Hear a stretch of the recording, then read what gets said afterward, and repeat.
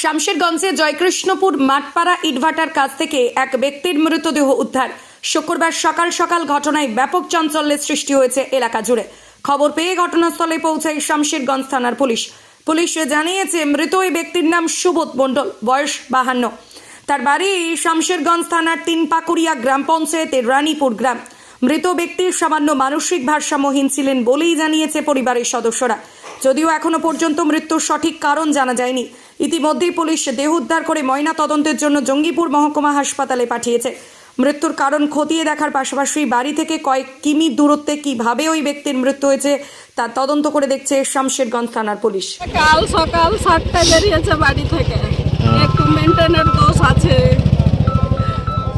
দিয়ে বিক্রম আছে তো মেনটেনের দোষ আছে, বাড়ি থেকে বেরিয়েছে। আমার দাদা এমনি কেউরি হাতের ও খেত না, আমার বৌদির হাতের খেত, দুদিন থেকে নিজে হাতে খেয়েছে। এবার আমার দাদা বেরিয়েছে, আমার বৌদি খুঁজাখুঁজিও করেছে, পাইনি। এইদিকে যে আসবে সেটা কারো জানা নেই।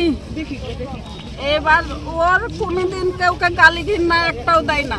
বাড়ি থেকে কখন বেরিয়েছিল? বাড়ি থেকে কাল 7টায় বেরিয়েছে, সকাল 7টায়। বাড়িতে কোনো গন্ডগোল হয়েছিল? না না, বাড়িতে গন্ডগোলের তো কোনো কারণই নেই। কি ভাবছেন এখন? কি ভাবছি যে আমার দাদাকে নির্মম ভাবে মেরে ফেললো, তাদের শাস্তি যদি হয় তো করুক।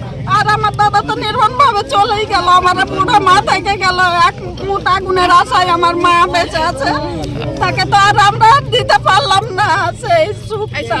আপনার বাড়ি? আমার বাড়ি ব্রাহ্মণ গ্রাম। আপনার নাম? আমার নাম পারুল মণ্ডল।